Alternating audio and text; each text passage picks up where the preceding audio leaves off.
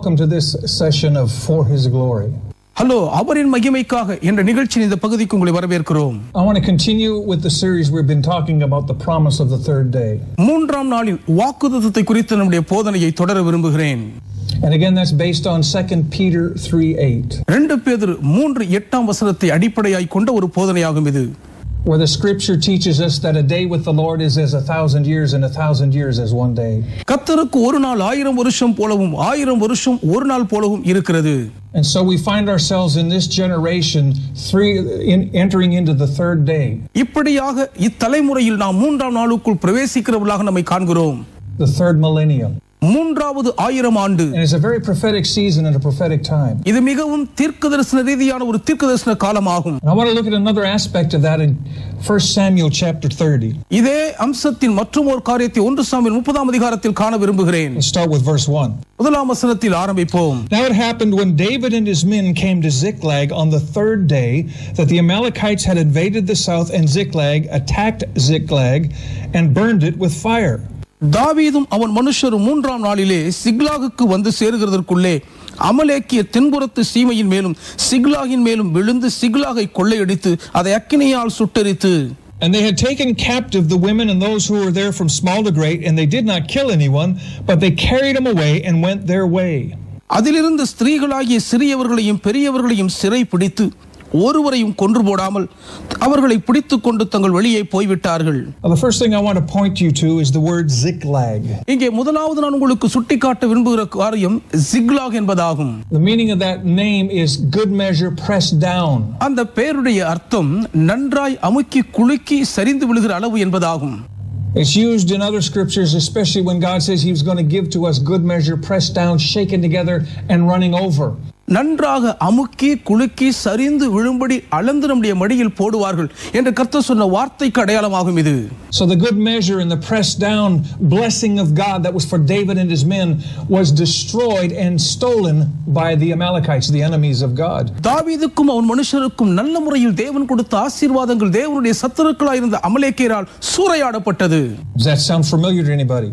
சிலருக்கு அது பரிச்சயமான ஒன்று போல் கேட்கிறது. Some of you have had that situation in your own life. உங்களிலும் சிலர் இதே சூழ்நிலையை கடந்து வந்திருக்கிறீர்கள். But the Lord has given you a promise, has given you a destiny, a focus for your life, and the enemy has come in and tried to destroy you. உங்கள் வாழ்க்கை குறித்த ஒரு உன்னத குறிக்கோளின் ஆசீர்வாதத்தை தேவன் கொடுத்திருந்தும் சத்துருவோ அதை அழித்து போட வகை தேடி வந்தான்.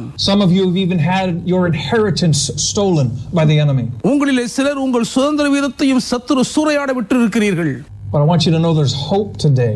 ஆனாலும் இன்று உங்களுக்கு நம்பிக்கை உண்டு என்பதை நீங்கள் அறிந்து கொள்ள வேண்டும். Let's look at verse 3. 3ஆம் வசனத்தை பார்ப்போம். So David and his men came to the city, and there it was burned with fire, and their wives, their sons, and their daughters had been taken captive. தாவீதும் அவன் மனுஷரும் அந்த பட்டணத்திற்கு வந்தபோது இதோ அது அக்கினியினால் சுட்டெரிக்கப்பட்டது என்றும் தங்கள் மனைவிகளும் தங்கள் குமாரரும் தங்கள் குமாரத்திகளும் சிறைபிடித்து கொண்டு போகப்பட்டார்கள் என்றும் கண்டார்கள். So many Christians today are finding their loved ones torn apart through the things in this world, through drugs, addictions, the lure of this world. இன்று அநேக கிறிஸ்தவர்கள் தங்கள் சொந்த பந்த உறவினர்கள் இவ்வுலகத்தின் அதிபதியின் போதைப் பொருட்களின் அடிமைத்தனங்களால் சிதைக்கப்பட்டிருப்பதை பார்க்கிறார்கள். And it's a grievous thing for those who want to see their children or their loved ones walking in the fullness of the promise of God. தங்கள் பிள்ளைகளும் அன்புக்குரியவர்களும் தேவனுடைய வாக்குத்தத்தத்தின் நிறைவில் நடக்க வேண்டும் என்று எதிர்பார்த்திருக்கிற அவர்களுக்கு இது ஒரு மிக துக்கமான காரியமாகும். It says in verse 4 that David and the people who were with him lifted up their voices and wept until they had no more power to weep. 4ஆம் வசனத்தில் அப்பொழுது தாவீதும் அவனோடு இருந்த ஜனங்களும் அழுகிறதற்கு தங்களில் பலனில்லாமல் போக மட்டும் சத்தமிட்டு அழுதார்கள் என்று வாசிக்கிறோம். Well, Pastor, how could David weep? He's a man of God. He serves God. Pastor, தாவீது ஒரு தேவ மனிதனாயிற்றே, தேவனுடைய ஊழியனாயிற்றே, அவன் எப்படி அழலாம் என்று நீங்கள் கேட்கலாம். The truth is every one of us are human. சத்தியம் என்னவென்றால் நாம் அனைவருமே மனிதர்கள்தான். We are given to emotions. உணர்ச்சி வசப்படுவதற்கு நமக்கும் வாய்ப்புண்டு. We have joy, we grieve. சந்தோஷப்படுகிறோம், துக்கப்படுகிறோம். We can be affected by those things that happen in our lives and around us. நம்மை சுற்றிலும் நம்முடைய வாழ்க்கையில் நடக்கக்கூடிய காரியங்களால் நாம் பாதிக்கப்பட வாய்ப்புண்டு. That's the normal human condition, and it doesn't mean it's sinful. இயற்கையான மனித சூழ்நிலை இப்படி இருக்கிறபடியால் இது பாவம் ஒன்றும் இல்லை.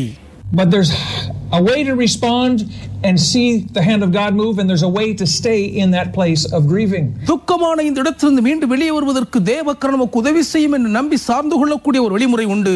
Many people don't have the wisdom from God to pursue God and receive relief from those seasons. இப்படிப்பட்ட இக்கட்டான காலங்களிலிருந்து விடுதலை பெறுவதற்கு தேவனை பின்தொடர்ந்து போய் அதை பயன்படுத்திக் கொள்ளும் ஞானம் அநேகருக்கு இருப்பதில்லை. Verse 6 it says, Now David was greatly distressed, for the people spoke of stoning him, because the soul of all the people was grieved, every man for his sons and his daughters. But David strengthened himself in the Lord. 6ஆம் வசனம் சொல்லுகிறது, தாவீது மிகவும் நெருக்கப்பட்டான். சகல ஜனங்களும் தங்கள் குமாரத்திகளின் நிமித்தம் மனக்லேசமானதினால் அவனை கல்லெறிய வேண்டும் என்று சொல்லிக் கொண்டார்கள். தாவீது தன் தேவனாகிய கர்த்தருக்குள்ளே தன்னை திடப்படுத்திக் கொண்டார். Isn't it interesting when something goes wrong in the lives of people, they have to find somebody to blame. மக்களுடைய வாழ்க்கையில் ஏதாயிலும் தவறு நடக்கும் பொழுது உடனே மற்றவர்கள் மீது பழிபோட துடிப்பதை பார்க்க முடிக்கிறோம் அல்லவா? In this case they blamed David, he was their leader. இந்த விஷயத்திலே தலைவனாக இருந்த தாவீது மீது குற்றம் சாட்டினார்கள். It didn't matter to them that David was grieving just as they were, because he had lost his family. தங்களைப் போலவே தாவீதும் தன் குடும்பத்தை இழந்து துக்கத்தில் இருக்கிறான் என்பதை குறித்து அவர்கள் பொருட்படுத்தவே இல்லை. But you see, the difference between David and all of his men was one thing. ஆனால் தாவீதுக்கும் அவனுடைய மனுஷர்களுக்கும் இருக்கிற ஒரு வித்தியாசம் என்னவென்றால், that's the statement at the end of verse 6 that says David strengthened himself in the Lord his God. தாவீதோ தன் தேவனாகிய கர்த்தருக்குள் தன்னை திடப்படுத்திக் கொண்டான் என்ற கடைசி வரியாகும் அது. After he was done grieving, he turned to God. அவன் துக்கப்பட்டு முடிந்தவுடனே தேவன் பக்கம் திரும்பினான். He unburdened himself and sought solace in the arms of God. பார சுமையை தேவனுடைய பாதத்தில் இறக்கி தேவனுடைய திருக்கரத்தில் ஆறுதலை தேடினான். And when he had done that, he spoke to the priest Abiathar in verse 7, and he asked and said, Bring me the ephod.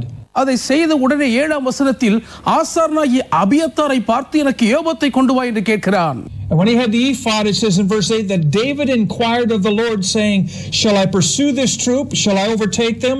And the Lord answered him, Pursue, for you shall surely overtake them, and without fail recover all.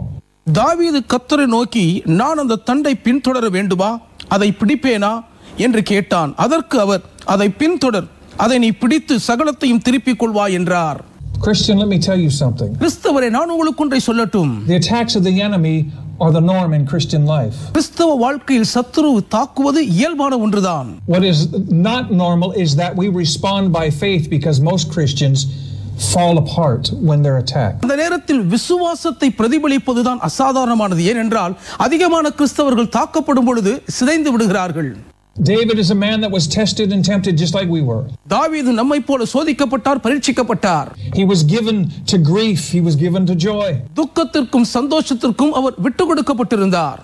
He knew what it was to fear for his life. தன் உயிருக்காக அஞ்சி பயப்படுவது என்றால் என்ன என்று அவருக்கு தெரியும். He knew what it was to sit in the palace of the king and to live in the cave in a rock because of persecution. அரண்மனையின் வாசமும் அவருக்கு தெரியும். உபத்திரவத்தின் நிமித்தம் கெபிக்குள்ளே கண்மலையில் உட்கார்ந்திருப்பதும் அவருக்கு தெரிந்த ஒன்றுதான். But David had learned something in his journey in Christ. ஆகிலும் கிறிஸ்துவோடு கூட வந்த பயணத்தில் தாவீது ஒன்றை அறிந்திருந்தார். His walk with God was different. தேவனோடு அவருக்கு உண்டாயிருந்த சஞ்சரிப்பு வித்தியாசமானது. What he did is something we need to get hold of right now. அவர் செய்த ஒன்றை இன்றைக்கு நாம் பற்றி பிடித்துக் கொள்ள வேண்டும். Just as it was on the third day that they came and saw the devastation to their good measure pressed down and shaken together.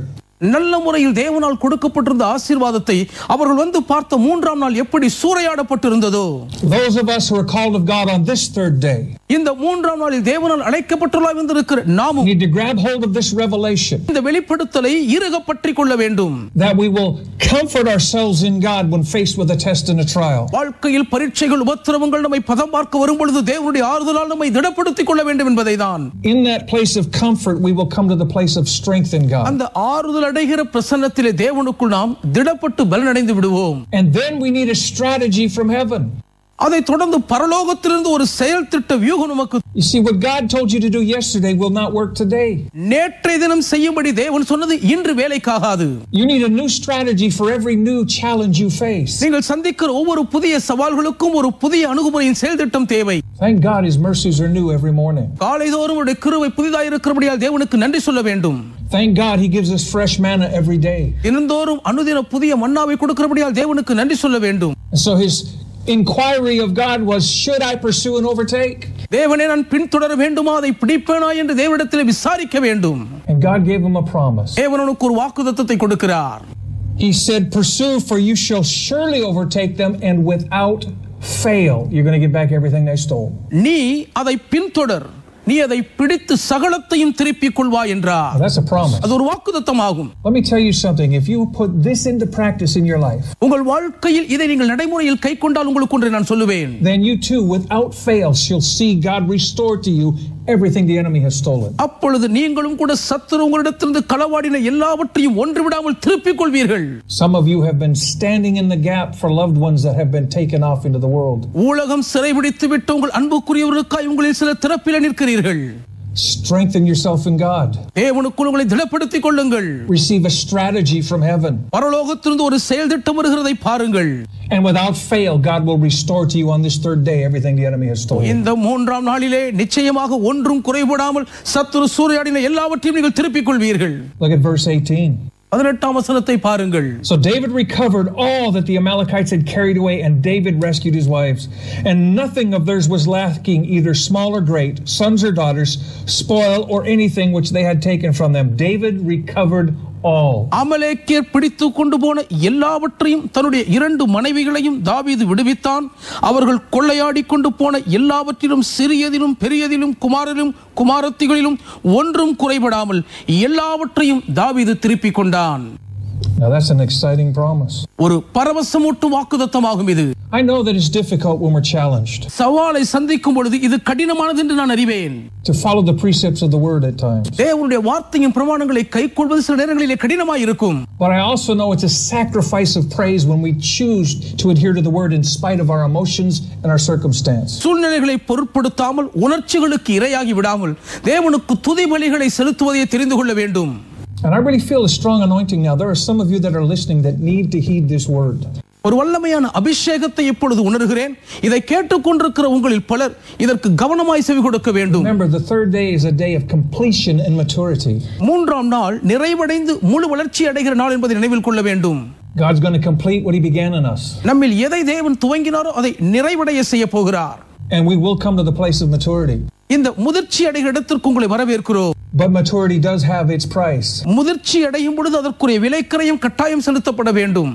We see that in the natural as we've grown up. இயற்கையாக வளர்ந்து வரும் பாதையில் இதை பார்த்திருக்கிறோமே. What caused maturity in our lives was often the challenges we faced and the way we responded to those challenges. நம்முடைய வாழ்க்கையில் சந்தித்த சவால்களும் அதற்கு எப்படி நாம் பதிலளித்தோம் என்ற விதம்தான் இன்று நம்ம இவ்வாறு வளர்ந்து தேர்ச்சி அடைய செய்திருக்கிறது. Remember, you have a destiny in God. தேவனுக்குள் உங்களை குறித்து ஒரு குறிக்கோள் இருக்கிறது என்பதை நினைவில் கொள்ளுங்கள். I want to say something about the seventh day. 7ஆம் நாளை குறித்து உங்களுக்கு நான் சொல்ல விரும்புகிறேன். And remember, the seventh day is the seventh day from Adam, or the third day from Jesus, a day being 1,000 years. ஒரு நாள் 1000 வருஷம் என்ற கணக்கில் ஆதாமின் நாள் துவங்கி இந்நாள் வரை 7வது நாளாகவும் இயேசுவின் நாள் துவங்கி 3வது நாள் 7வது நாள் என்பதையும் அறிந்து கொள்ள வேண்டும். Is near and dear to my heart. இது என் இதயத்துக்கு மிகவும் நெருக்கமானது அருமையானதும் கூட. This is what I live for, is to encourage you with these passages. இந்த வேத பகுதிகளை கொண்டு உங்களை உற்சாகப்படுத்துவதற்காகவே நான் உயிர் வாழ்ந்து கொண்டிருக்கிறேன். And this is a promise for those of you that are listening.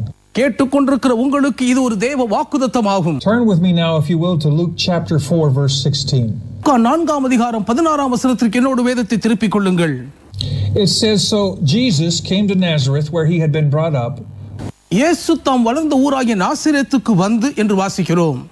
Now that's halfway through the verse, but I stopped for a reason. காரணத்தோடு தான் பாதி வசனத்தில் நிறுத்தி இருக்கிறேன். The word Nazareth means separated, sanctified and crowned. Nazareth என்றால் பிரித்தெடுக்கப்பட்டவர், பரிசுத்தமாக்கப்பட்டவர் என்று பொருளாகும். Now get this picture. இப்பொழுது இந்த காட்சியை சற்று சித்தரித்து பாருங்கள். Even the Son of Man, Jesus, மனுஷகுமாரனாகிய இயேசுவும் கூட had to be consecrated, separated and sanctified unto God. பிரித்தெடுக்கப்பட்டு பரிசுத்தமாக்கப்பட்டு தனிமையிலே பிரதிஷ்டை பண்ணப்பட வேண்டியதா இருந்தது. He was reared in that environment for the majority of his life. அவருடைய வாழ்க்கையிலே பெரும் பகுதியை அவர் அந்த இடத்தில் தான் செலவழித்தார்.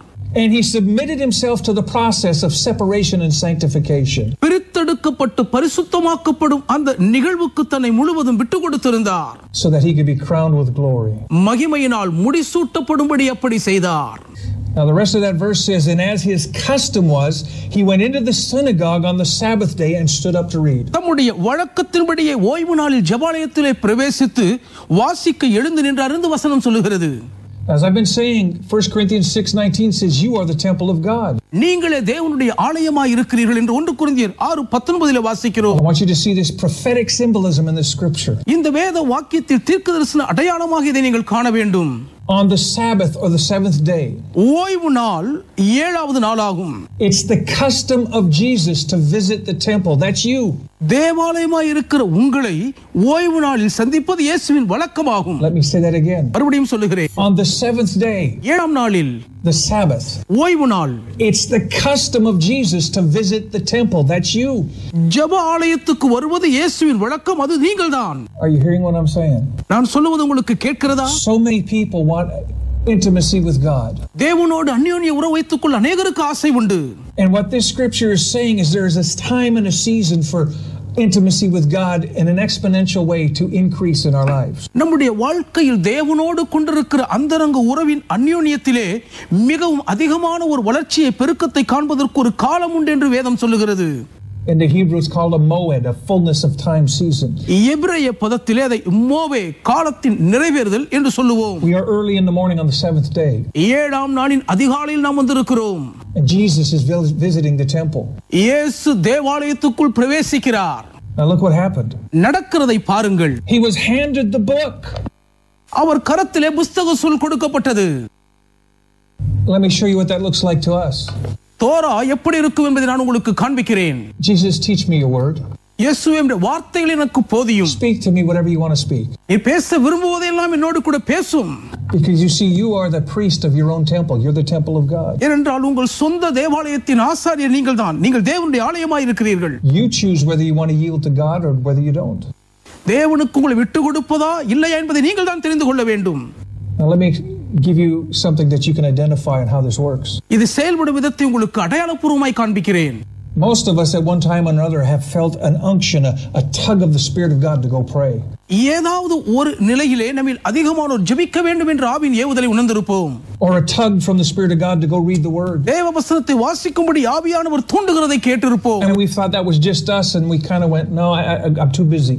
இது நானாக உணர்கிற உணர்வு, எனக்கு வேறு வேலை உண்டு என்று சொல்லி நாம் அதை கள்ளத்தட்டி இருக்கலாம். See, that was the voice of God calling you away to spend time with him. அது அவரோடு கூட நீங்கள் நேரம் செலவழிக்கும்படி உங்களை அழைக்கும் தேவனுடைய சத்தமாகும். Can I tell you, if you yield to God, productivity will increase in your life. You think you lost time, but God will redeem time. அப்படிப்பட்ட நேரத்தில் தேவனுக்கு நீங்கள் உங்களை விட்டு கொடுக்கும் பொழுது இழந்து போனோம் என்று நினைக்கிற நேரங்களை எல்லாம் தேவன் உங்களுக்கு ஆதாயமான நேரமாய் மாற்றி தருவார் என்று சொல்லுவேன். Hand him the book. கையிலே புத்தகம். So he opened the book and he found the place where it was written. அவர் புத்தகத்தை விரித்தபோது எழுதப்பட்டிருக்கிற இடத்தை கண்டார். The Spirit of the Lord is upon me because. கர்த்தருடைய ஆவியானவர் என் மேல் இருக்கிறார், ஏனெனில். Now pay attention to this. இதற்கு கவனம் செலுத்துங்கள். The Spirit of God is upon you because you have a destiny. கர்த்தருடைய ஆவியானவர் உங்கள் மேல் இருக்கிறார், ஏனென்றால் உங்களை குறித்து ஒரு குறிக்கோள் உண்டு. You have a purpose. உங்களை குறித்து ஒரு நோக்கம் உண்டு. You have something in Christ that only you can accomplish. நீங்கள் ஒருவர் மாத்திரமே சாதித்து முடிக்கக்கூடிய ஏதோ ஒன்று உங்களை குறித்து கிறிஸ்துவுக்குள் உண்டு. The Spirit of the Lord is upon me because he's anointed me to preach the gospel to the poor. He has sent me to heal the brokenhearted, to proclaim liberty to the captives and recovery of sight to the blind, to set at liberty those who are oppressed and to proclaim the acceptable year of the Lord. கர்த்தருடைய ஆவியானவர் என் மேல் இருக்கிறார், தரித்திரருக்கு சுவிசேஷத்தை பிரசங்கிக்கும்படி என்னை அபிஷேகம் பண்ணினார், இருதயம் நறுங்குண்டவர்களை குணமாக்கவும், சிறைப்பட்டவர்களுக்கு விடுதலையையும் குருடருக்கு பார்வையையும் பிரசித்தப்படுத்தவும், நொறுங்குண்டவர்களை விடுதலையாக்கவும், கர்த்தருடைய அனுகிரக வருஷத்தை பிரசித்தப்படுத்தவும் என்னை அனுப்பினார். And then Jesus closed the book. பின்பு இயேசு புத்தகத்தை சுருட்டினார். He gave it back to the attendant and he sat down. பணிவிடைக்காரனிடத்தில் கொடுத்து உட்கார்ந்தார். Now remember, you're the temple. நீங்கள் தான் தேவாலயம். He just seated himself on the throne of your heart. உங்கள் இருதயத்தின் சிங்காசனத்தில் இப்பொழுது அவர் உட்கார்ந்து இருக்கிறார். And it says the eyes of all who were in the synagogue were fixed on him. ஜெப ஆலயத்தில் உள்ள எல்லாருடைய கண்களும் அவர் மேல் நோக்கமாய் இருந்தது என்று வாசிக்கிறோம். When he speaks, our whole being is attentive to him and we look at him. அவர் பேசும் பொழுது நம்முடைய முழுமையும் அவருக்கு கவனமாய் செவி கொடுத்து கேட்க வேண்டும். And this is what he said. இதைதான் அவர் சொன்னார். Verse 21, today this scripture is fulfilled in your hearing. உங்கள் காதுகள் கேட்க இந்த வேத வாக்கியம் இன்றைய தினம் நிறைவேறிற்று என்றார். Or let me give you a better interpretation. இதை சிறப்பாக விளக்குகிறேன்.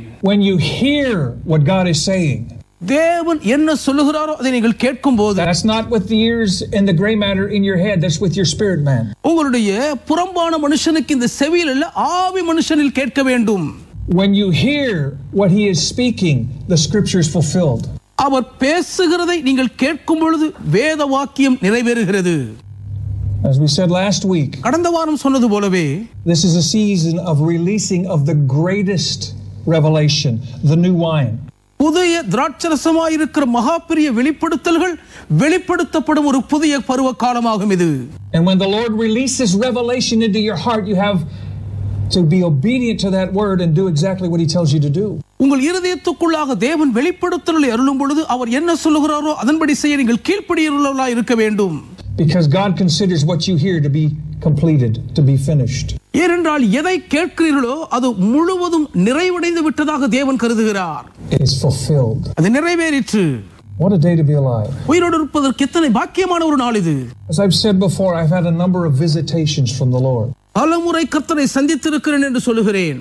And I want to be honest with you, it's not because I'm special. உண்மையை சொல்லுகிறேன், ஏதோ நான் விசேஷமானவன் என்பதனால் அல்ல. I just know as a young man in Christ I was desperate for him. கிறிஸ்துவுக்குள்ளாய் ஒரு வாலிபனாய் தேவன் மேல் பசிதாக வெறிபிடித்து அலைந்தேன். I was willing to do whatever it took that I might know him.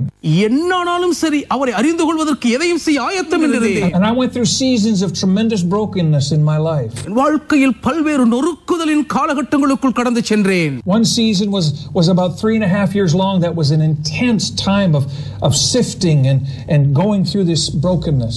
ஒரு குறிப்பிட்ட காலம் 3.5 ஆண்டு நீண்ட காலம் புடைக்கப்படுகிற நொறுக்கப்படுகிற ஒரு பருவ காலமாக இருந்தது. But when I came through that season, ஆனால் அந்த காலம் கனிந்து நான் வெளியே வந்தபோது, at 1 o'clock in the morning in April of 1998, 1998 ஆண்டு ஏப்ரல் மாதம் அதிகாலை 1 மணி அளவில், as I was in a church praying, நான் அந்த சபையிலே ஜெபித்துக் கொண்டிருந்த போது Jesus appeared to me and walked up to me. இயேசுவானவர் என்னை நோக்கி நடந்து வந்து எனக்கு காட்சி தந்தார். And he shared with me some things that he wanted me to know. நான் அறிந்து கொள்ள வேண்டிய சில காரியங்களை என்னோடு கூட பகிர்ந்து கொண்டார். I want you to know that drastically changed my life. அது என் வாழ்க்கையை தலைகீழாக மாற்றிவிட்டது என்று சொல்லுவேன். Not only did it quantify and prove that the word of God is true, தேவனுடைய வார்த்தை சத்தியமானது என்பதை எனக்கு நிரூபித்தது மாத்திரமல்லாமல், but it put a greater hunger in my heart for more of him. இன்னும் அதிகமாக நான் அவரை அறிந்து கொள்ள வேண்டும் என்ற பசி என் இதயத்துக்குள் வைத்து விட்டது. Because at that point I knew that Jesus does visit his people. ஏனென்றால் அந்த நேரத்தில் தான் இயேசு தம்முடைய ஜனங்களை சந்திக்கிறார் என்பதை அறிந்து கொண்டேன். So I continued to pray, Lord, whatever it takes, I just want to know you. ஆகவே ஆண்டவரே என்னானாலும் சரி உம்மை அறிந்து கொள்வதே என் ஆவல் என்று நான் தீர்மானமாய் இருந்து விட்டேன். And over the years, he's taken me through seasons of brokenness to kill the flesh, to crucify the flesh, that I might know him. நான் அவரை அறிந்து கொள்ளும்படியாக என்னுடைய சுயத்தை மாம்சத்தை நொறுக்கி ஒன்றுமில்லாமல் அழித்து உருவளிக்கக்கூடிய பாதைகளிலே என்னை ஆண்டு கணக்கில் அவர் சுமந்து கொண்டு வந்தார். I've coined a phrase that kind of explains the process in my life. என் வாழ்க்கையின் தொடர் நிகழ்வின் பாதையை விளக்குவதற்காக ஒரு வாக்கியத்தை அமைத்தேன். It's the more I learn, the less I know, and the hungrier I get for God. எவ்வளவுக்கு அதிகமாய் கற்றுக்கொள்கிறேனோ அவ்வளவுக்கு குறைவாக அறிந்து கொள்கிறபடியால் தேவன் மேலுள்ள அறிவின் பசி வேட்கையிலே அதிகரிக்கிறேன் என்பதாகும். Because I have discovered the vastness of the wisdom and the compassion and the knowledge of God is beyond comprehension. தேவனுடைய மனதுருக்கமும் அவரை அறிகிற அறிவின் ஞானமும் கிரகிக்க முடியாத அளவுக்கு விஸ்தாரமானது என்பதை கண்டுபிடித்திருக்கிறேன். On this 7th day, Jesus wants to visit you, the temple. தேவாலயமாய் இருக்கிற உங்களை இந்த 7ஆம் நாளில் இயேசு சந்திக்க விரும்புகிறார். He wants to release you to your destiny. உங்களுடைய குறிக்கோளை நோக்கி உங்களை அவர் விடுவித்து அனுப்ப விரும்புகிறார். He wants to awaken you to the purpose he has for your life. வாழ்க்கை குறித்த தேவ நோக்கத்துக்கு உங்களை விழித்தெழ செய்ய விரும்புகிறார். He wants you to understand that you are a unique creation. நீங்கள் ஒரு ஒப்பற்ற படைப்பு என்பதை நீங்கள் புரிந்து கொள்ள வேண்டும் என்று விரும்புகிறார். And I want you to know this too. நீங்கள் இதை அறிய வேண்டும் என்று நானும் கூட விரும்புகிறேன். As a fellow believer, ஒரு உடன் விசுவாசியாக, I need the portion of that purpose of God in your life just as much as you do. உங்கள் வாழ்க்கை குறித்த தேவ நோக்கத்தின் பங்கு உங்களுக்கு எவ்வளவு முக்கியம் அதே போலவே எனக்கும் தேவை. Let's pray. ஜெபிப்போமா? Father, I thank you for your people. பிதாவே உம்முடைய ஜனங்களுக்காக நன்றி சொல்கிறேன். I thank you, Lord, that you are awakening us to this season of destiny. இந்த குறிக்கோளின் பருவ காலத்துக்குள் எங்களை விழித்தெழ செய்கிறபடியால் உமக்கு நன்றி சொல்கிறேன். that you're calling into this new season. இந்த புதிய காலத்துக்குள் எங்களை அழைக்கிறீர். That we might become all that you say we are. நாங்கள் யார் என்று நீ சொல்லுகிறீரோ அப்படி முழுவதும் நாங்கள் மாறும்படியாக. I thank you for that in Jesus' name. இதற்காக இயேசுவின் நாமத்தில் உமக்கு நன்றி சொல்லி ஜெபிக்கிறேன் பிதாவே. ஆமென். புரூஸ் ஆலன் அவர்கள் மூலமாக தேவன் வெளிப்படுத்தக்கூடிய ஆழமான போதனைகளின் வெளிப்பாடுகளை இன்னும் அதிகமாய் அறிந்து கொள்ள நீங்கள் விரும்பினால் www.stillwatersinternationalministries.com என்ற இணையதளத்தோடு தொடர்பு கொண்டு இந்த புத்தகங்களை நீங்கள் வாங்கி பயனடையலாம். கர்த்தர் உங்களை ஆசீர்வதிப்பாராக.